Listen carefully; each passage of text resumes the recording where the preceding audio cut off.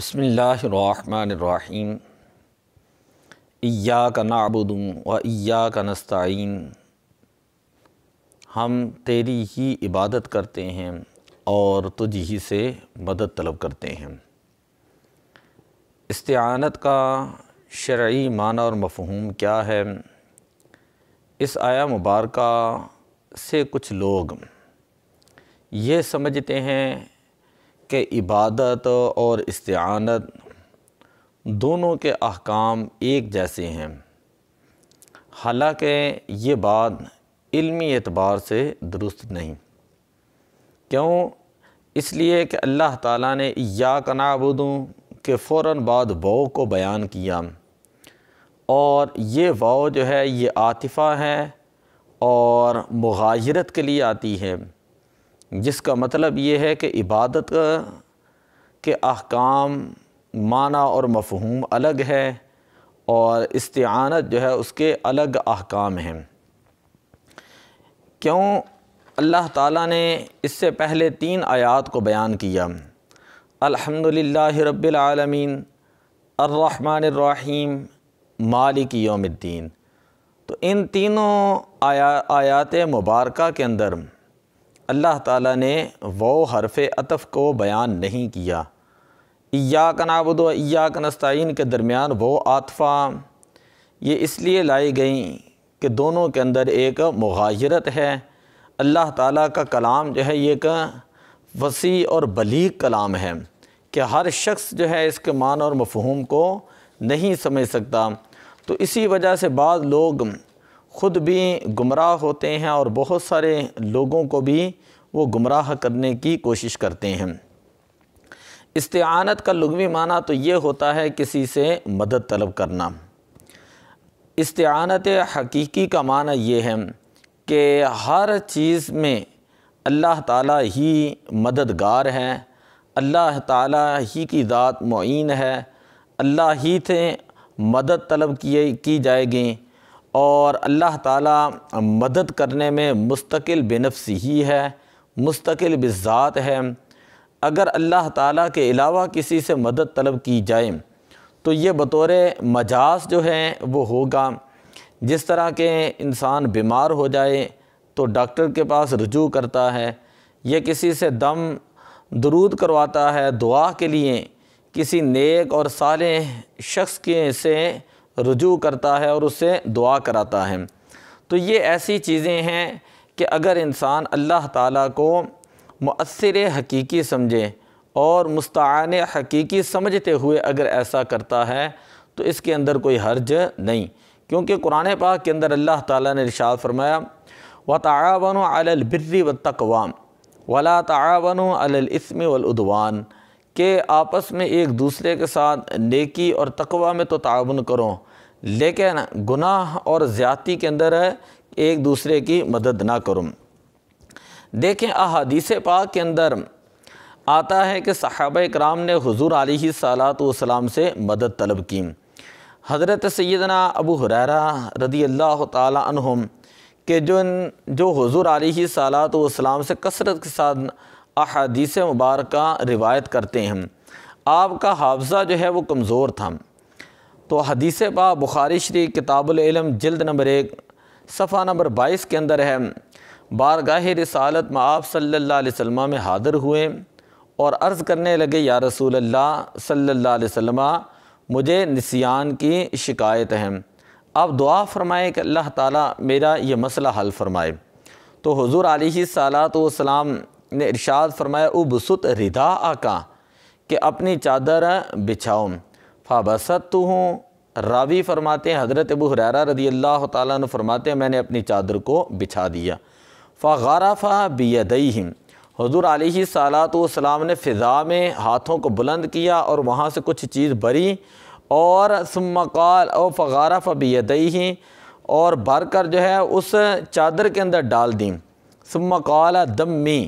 فدممتہ، پھر حضور علیہ السلام نے ارشاد فرمایا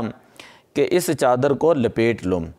حضرت ابو ہریرہ رضی اللہ تعالیٰ عنہ فرماتے ہیں کہ میں نے اس چادر کو لپیٹ لیا، فما نسیت شیئا بعد،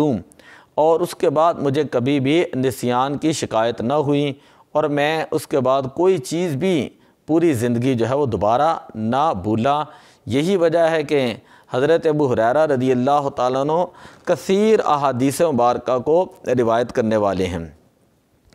تو حضور علیہ الصلاۃ والسلام نے جو ہے ان کو منع نہیں فرمایا تھا۔ دوسری روایت ہے حضرت سیدنا قتادہ بن نعمان رضی اللہ تعالیٰ عنہ کی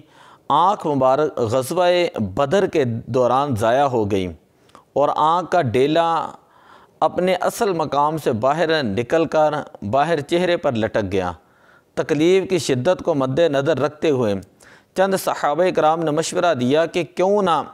آنکھ کی رگ کاٹ دی جائے تاکہ تکلیف کم ہو۔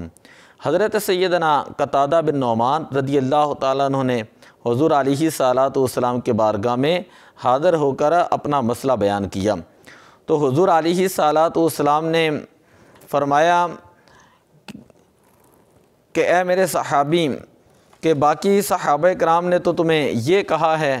کہ تم اپنی آنکھ جو ہے اس کی رگ جو ہے وہ کاٹ دو، تو حضور علیہ الصلاۃ والسلام نے فرمایا کہ لا، ایسا تم نہ کرو۔ فدعا بہ، پھر حضور علیہ الصلاۃ والسلام نے دعا فرمائی، فغمز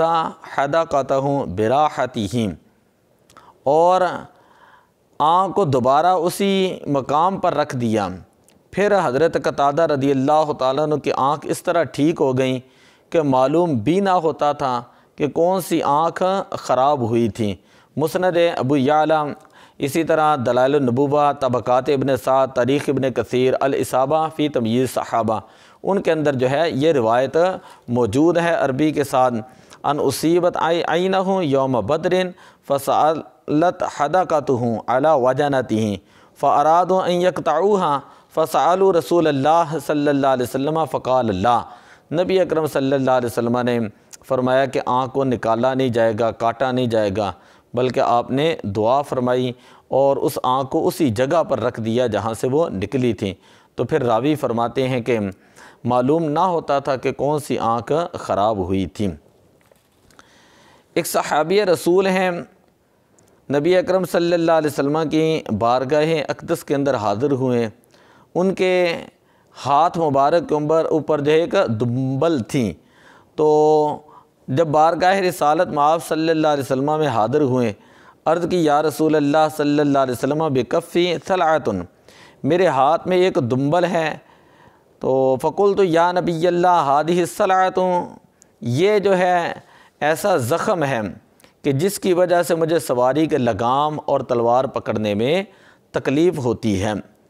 نبی اکرم صلی اللہ علیہ وسلم نے ارشاد فرمایا ادنو منی، تم میرے قریب ہو جاؤ۔ فدنوت، میں قریب ہوا، ففتحھا، پس میں آپ کے قریب ہوا تو آپ صلی اللہ علیہ وسلم نے اس دنبل کو کھولا اور میرے ہاتھ میں پھونک ماری اور اپنے دست مبارک کو اس دنبل پر رکھ دیا اور دباتے رہے، حتیٰ کہ جب ہاتھ اٹھایا تو اس زخم کا اثر جو ہے مکمل طور پر زائل ہو چکا تھا۔ مجموع الزوائد۔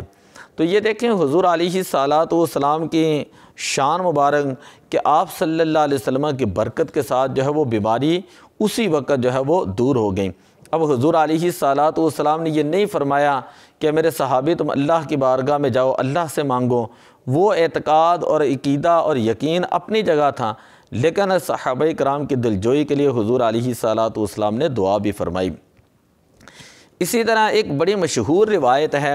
ایک نبینہ صحابی بارگاہ رسالت مآب صلی اللہ علیہ وسلم میں حاضر ہوئے اور عرض کرنے لگے یا رسول اللہ میں نبینہ ہوں، میرے لیے دعا فرمائیں۔ تو حضور علیہ الصلاۃ والسلام نے ارشاد فرمایا کہ یہ دعا پڑھ، اللہم انی اسألوک واتوجہ الیک بنبیک محمد نبی الرحمت یا محمد انی قد توجہت بک الی ربی فی حاجتی ہذہ فتقضی لی اللہم فشفعہ فی۔ جامع ترمذی ابواب الدعوات جلد نمبر 2 197 نمبر جو ہے صفحہ ہے۔ تو اے میرے اللہ، میں تیرے نبی اکرم صلی اللہ علیہ وسلم کے واسطے سے تجھ سے سوال کرتا ہوں اور تیری طرف متوجہ ہوتا ہوں۔ اے نبی اکرم صلی اللہ علیہ وسلم، میں اپنی اس حاجت میں آپ کے وسیلے سے اپنے رب کی طرف متوجہ ہوتا ہوں تاکہ یہ حاجت بر آئے، اے میرے اللہ میرے معاملے میں حضور علیہ الصلاۃ والسلام کی شفاعت کو قبول فرما۔ تو راوی فرماتے ہیں کہ جیسے ہی انہوں نے دعا مکمل کی اور جملے مکمل ہوئے تو ہم نے اپنی مجلس سے اٹھنے سے پہلے دیکھا کہ اللہ تعالیٰ نے ان کو جو ہے وہ بینائی عطا فرما دی۔ حضرت عثمان ابن حنیف رضی اللہ تعالیٰ عنہ ہیں اور اس حدیث کے راوی بھی حضرت سیدنا عمر فاروق رضی اللہ تعالیٰ عنہ ہیں۔ ایک اور روایت سماعت فرمائیں حضرت انس بن مالک رضی اللہ تعالیٰ عنہ،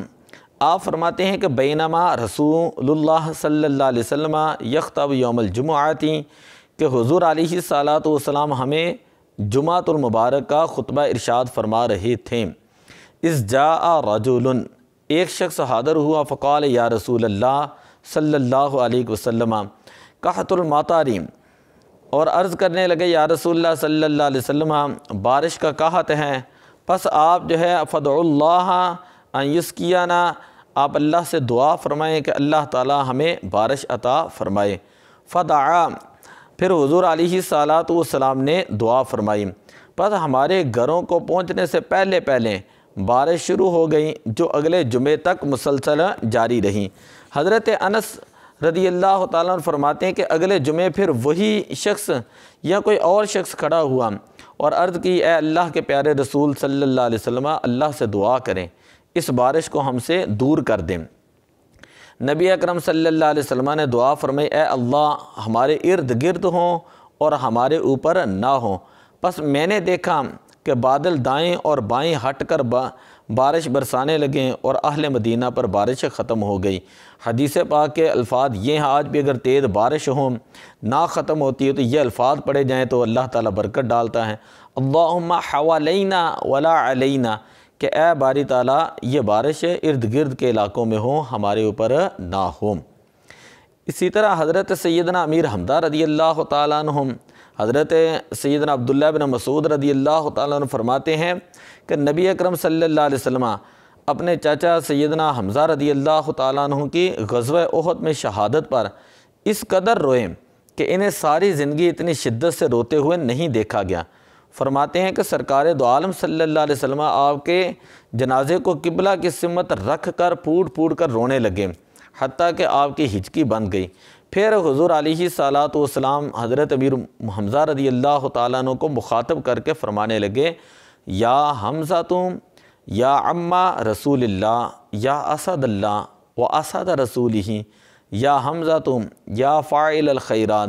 یا حمزہ تم یا کاشف الکربات، یا ذابا عن وجہ رسول اللہ صلی اللہ علیہ وسلم، اے حمزہ اے رسول اللہ صلی اللہ علیہ وسلم کے چاچا، اے اللہ کے شیر اور اے اللہ کے شیر، اے حمزہ اے بھلائی کے کام کرنے والے، اے تکالیف کو دور کرنے والے، اے رسول اکرم صلی اللہ علیہ وسلم کے چہرے انور کی حفاظت اور حمایت کرنے والے۔ تو یہ الفاظ حضور علیہ الصلاۃ والسلام نے خود ارشاد فرمائے۔ ایک فوت شدہ شخص کے لیے حرف یا کے ساتھ ندا کے جواد کے ساتھ ساتھ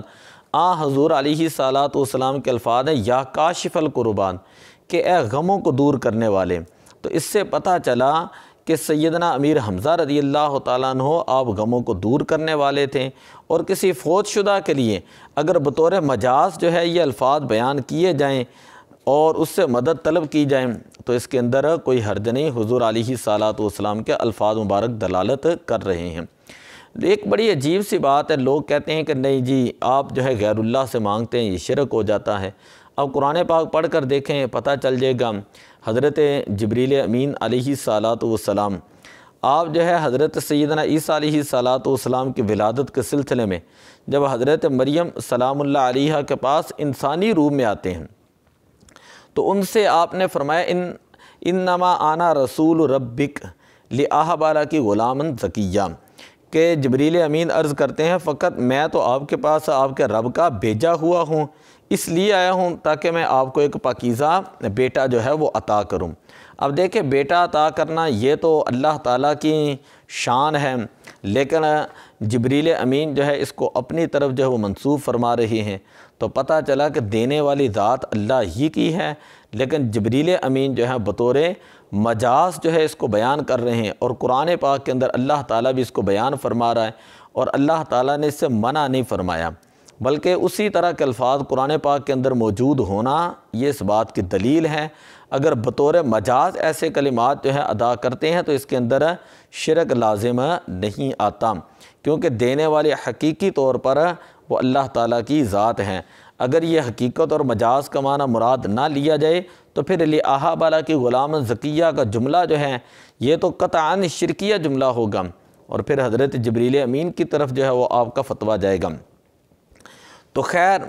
اسی طرح قرآن پاک کے اندر حضرت عیسیٰ علیہ السلام کے بارے میں آتا ہے، آپ نے اپنی قوم کو اللہ کی طرف بلانے کے لیے جب معجزات دکھائیں تو آپ نے فرمایا انی اخلق لکم من الطین کہیئۃ الطیر فانفخ فیہ فیکون طیرا باذن اللہ، کہ میں تمہارے لیے مٹی سے پرندے کی شکل جیسا ایک پتلا بناتا ہوں اور پھر میں اس میں پھونک مارتا ہوں سو اللہ تعالیٰ کے حکم سے اڑنا شروع ہو جاتا ہے۔ وَأُبْرِئُ الْأَكْمَحَ وَالْأَبْرَصَ وَأُحْيِي الْمَوْتَى بِإِذْنِ اللَّهِ، اور میں اللہ تعالیٰ کے حکم سے جو ہے وہ مادرزاد اندھوں سفید داغ والوں کو شفا عطا کرتا ہوں، اور جو تم وَأُنَبِّئُكُم بِمَا تَأْكُلُونَ وَمَا تَدَّخِرُونَ فِي بُيُوتِكُمْ، جو تم کھاتے ہو چھوڑ کر آتے ہو وہ ساری چیزیں میں تمہیں بتاتا ہوں۔ اب اس آیہ مبارکہ کے اندر 5 چیزیں حضرت عیسیٰ علیہ السلام بیان کر رہے ہیں۔ ایک ہے مٹی سے پرندہ بنا کر اسے زندہ کرنا، دوسرا ہے مادرزاد اندھے کا علاج کرنا، تیسرا ہے برس کا علاج کرنا، چوتھا ہے مردوں کو زندہ کرنا، اور پانچواں ہے غیب کی خبریں بتانا۔ تو ظاہر بات ہے یہ 5 معجزات اللہ تعالیٰ نے عیسیٰ علیہ السلام کو عطا فرمائے، اور آپ علی اعلان ان کا اظہار بھی فرما رہے ہیں، اور آپ حقیقتاً یہی سمجھتے تھے کہ یہ جو ہے کرنے والی ذات اللہ ہی کی ہے، لیکن اللہ تعالیٰ کی طاقت اور عطا سے جو ہے اللہ نے مجھے یہ ہمت عطا فرمائی کہ میں یہ کر سکتا ہوں۔ اور یہ کہ آپ نے لفظ بیان کیے انی اخلق لکم من الطین، یہاں پر یہ ہے کہ میں تخلیق کرتا ہوں تمہارے لیے، یہ نہ کہا کہ اجعل لکم، یہ بڑا قابل غور جو ہے وہ لفظ موجود ہے یہاں پر۔ اسی طرح اللہ تبارک و تعالیٰ نے حضرت عیسیٰ علیہ السلام کہ یہ جو کلمات ہیں کہ وہ احیی الموتى باذن اللہ، اللہ کے حکم سے میں مردوں کو زندہ کرتا ہوں، وَأُنَبِّئُكُم بِمَا تَأْكُلُونَ وَمَا تَدَّخِرُونَ فِي بُيُوتِكُمْ، جو تم کھاتے ہو گھروں میں چھوڑ کر آتے ہو اس کی خبر دیتا ہوں، یہ تمام کے تمام جو ہے حضرت عیسیٰ علیہ السلام اپنی طرف بطور مجاز جو ہے وہ ان کی نسبت کر رہے ہیں۔ حقیقتاً یہ ساری چیزیں کرنے والی ذات جو ہے وہ اللہ ہی کی ہے، اور اللہ تبارک و تعالیٰ نے حضرت عیسیٰ علیہ السلام کے کلام کو رد نہیں کیا اور منع نہیں کیا، اس کی نفی نہیں کی، بلکہ اس کی تائید کے اندر ارشاد فرمایا فَتَنْفُخُ فِيهَا فَتَكُونُ طَيْرًا بِإِذْنِي، کہ جب آپ پھونک مارتے تھے تو وہ چیز میرے حکم سے اڑنا شروع ہو جاتی، وَتُبْرِئُ الْأَكْمَحَ وَالْأَبْرَصَ بِإِذْنِي، اور جب آپ مادرزاد اندھوں اور کوڑوں کو میرے حکم سے اچھا کر دیتے تھے، وَإِذْ تُخْرِجُ الْمَوْتَى بِإِذْنِي، جب آپ مردوں کو زندہ کرتے تھے میرے حکم سے۔ تو حضرت عیسیٰ علیہ السلام بھی تمام 5 معجزات کے اندر جو ہے وہ اللہ تبارک و تعالیٰ کی طرف نسبت کر رہے ہیں اللہ کے حکم سے، اور اللہ تعالیٰ بھی اس کی نسبت اپنی طرف کر رہا ہے۔ تو اس سے پتہ چلا کہ اگر کسی چیز کی نسبت اللہ کی طرف کر دی جائے، اللہ تعالیٰ کو مستعان حقیقی سمجھا جائے، اور مجازی طور پر جو اللہ کے نیک بندے اولیاء اکرام انبیاء علیہم السلام وہاں پر جا کر دعا کی جائے اور وہاں پر اللہ تعالیٰ سے مانگا جائے